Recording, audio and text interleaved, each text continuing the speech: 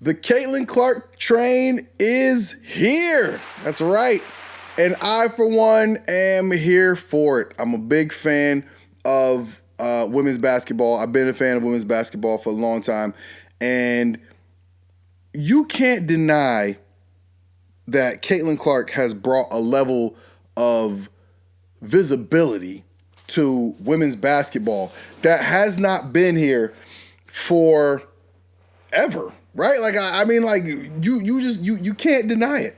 But as these things tend to go, right? Whenever one person is getting more credit than everyone else, you're going to have your detractors. You're going to have your naysayers. You're going to have your haters. And Caitlin Clark is no different. So let's take a look at a clip. Let's take a listen to a clip from one of my favorite podcasts talking about this Caitlin Clark thing. Throw that out there. In the meantime, tween time, I look on the internet and it seems that Caitlin Clark is becoming what they call a divisive figure. And all she do is go out there and hoop. Yeah, I think so. The thing about, I think that you got the terminology a little off. Maybe I'm wrong, but I feel like they use divisive figure for certain types of people. I think Caitlin falls in the category of lightning rod. I think it's not, right. So we got divisive, we got polarizing, and we got lightning rod. Yeah. Yes. I think I Caitlin was Clark going is with lightning divisive rod. because I feel like camps are starting to form, right? Yeah. But I do think that you are right. By simply existing, she is simply there, and the lightning has found her, and now it's on fire.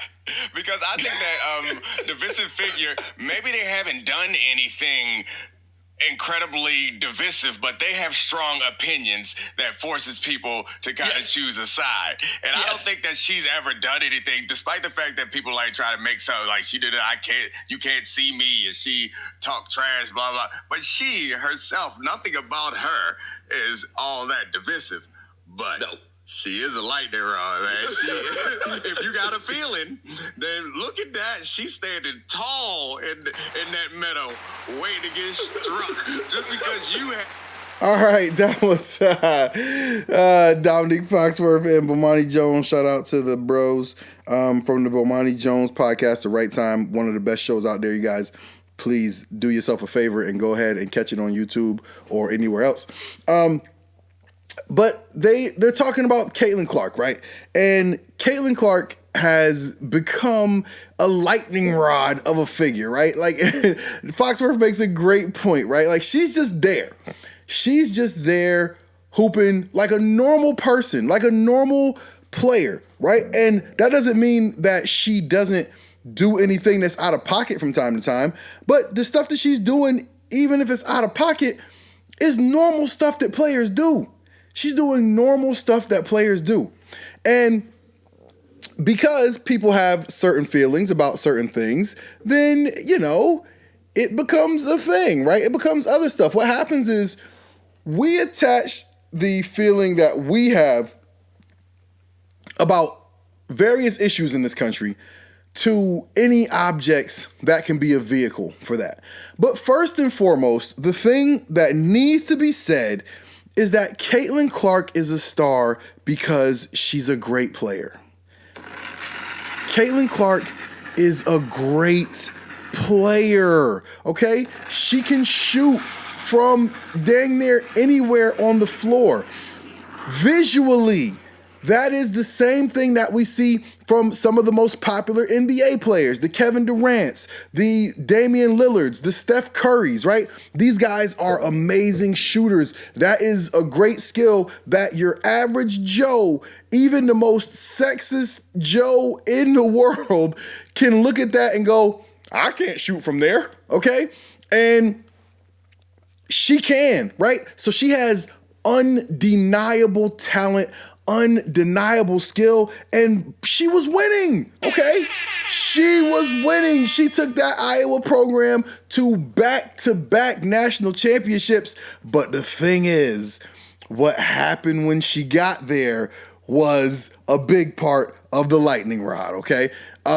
So she goes to back-to-back championships. The first year, they meet Angel Reese and LSU. Oh, and people didn't like Angel Reese doing the "you can't see me," even though Caitlin Clark had already done it. I think Haley Van Lift the week before, and then she waved off the South Carolina girl because she couldn't shoot, and Angel Reese took issue with that.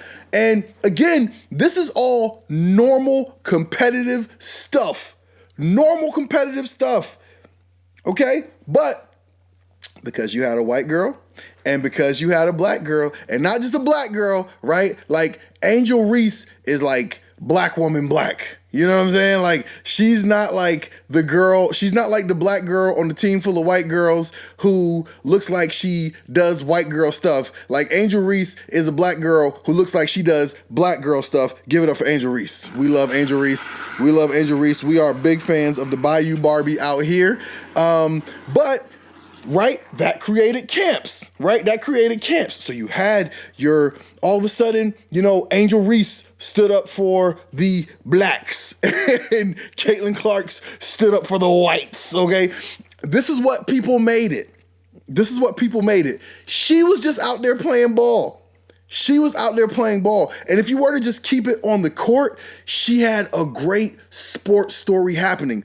You have this amazing individual star who was from Iowa, right? So the hometown hero. She goes to her home state university and lifts them up into the national championship game 2 years in a row, falling to juggernaut teams that were just better than them both times. Like, that is a great sports story.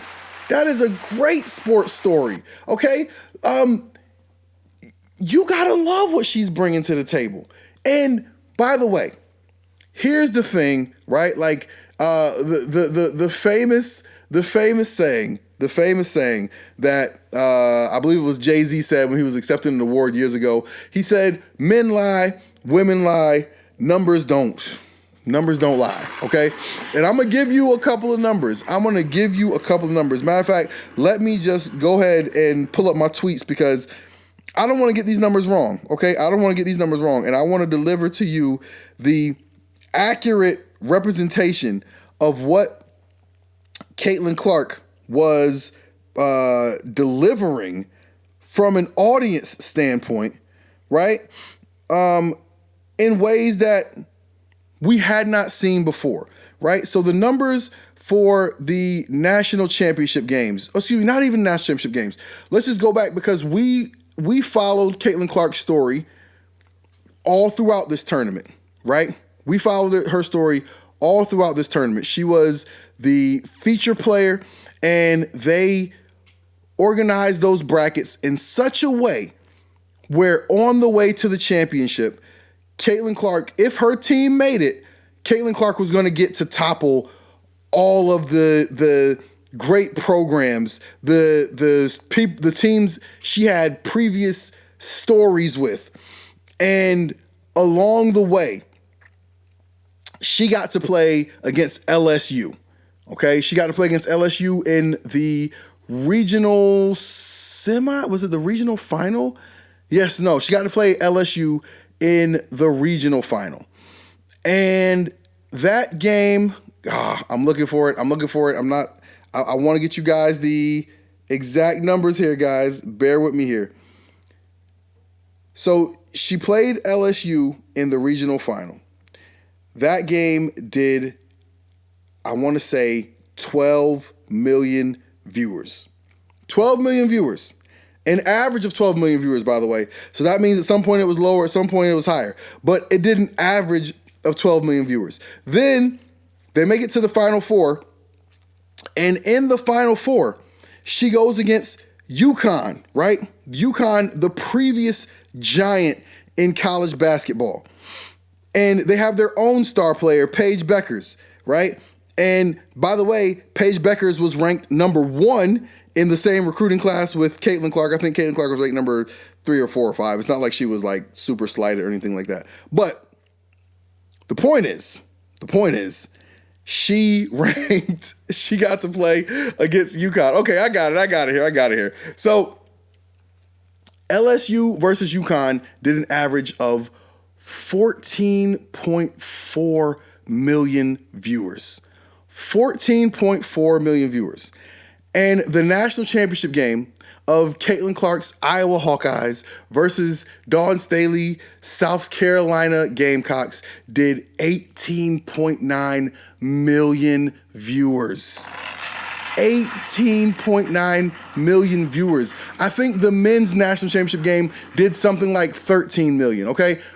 Caitlin Clark is a ratings monster, okay? She is a star. She's a star. People are following her. She's bringing the viewers with them. That's going to bring more advertisers. It's making more money for everybody but the players. Wonk, wonk.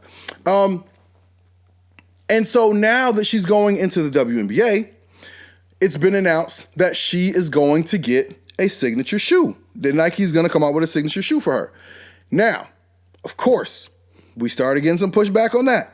Why should Caitlin Clark get a signature shoe? Right? Why does Caitlin Clark deserve a signature shoe when the best player in the WNBA is A'ja Wilson? We all know, if you've been watching, that is not a lie. That's not hyperbole. That's not exaggeration. A'ja Wilson, ladies and gentlemen, she is phenomenal. She's phenomenal. Not only is she phenomenal, but she's cool and she's marketable and she's beautiful and she's all the things you would want in a player who you want to be the face of a franchise or a league. She's all of that.